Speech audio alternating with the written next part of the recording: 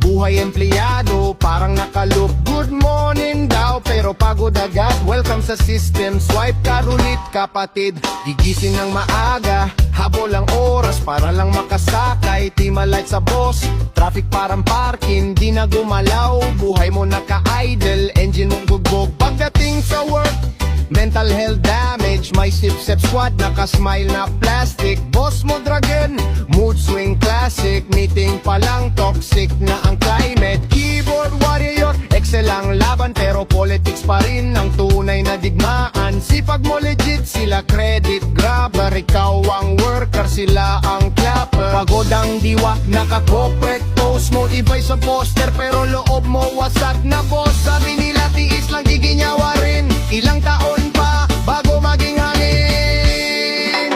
Rat race, race, sino ang panalo? Rat race, saan ang preno, saan ihinto? Rat race, ganito ba ang buhay ng tao? Karerahan ng daga, pagdating sa dulo, sinong asensado? O Vietnam, round 2 ng gera. Jeep na punuan parang sardinas sa lata. LRT dikitan, walang personal space. Air supply low, survival lang face. Halo-halo na, putok at ang heat pollution. No more oxygen, extreme condition. Hydrogen bomb, pag may umutot pa. Pag na-inhale mo, hilo ka na, kapatid hala. Mas mo defense, pero tagos pa rin. Namoy reality, walang igitin. Welcome sa trend, public compression, free body contact, forced connection. Employee of the month, picture sa pader. Pag nagkasakit ka, mabilis ang cover. Company, family, strip ng HR. Pag may layoff, di ka nakilala sir. Increase daw sweldo, 20 pesos gross, pamasahe pa lang.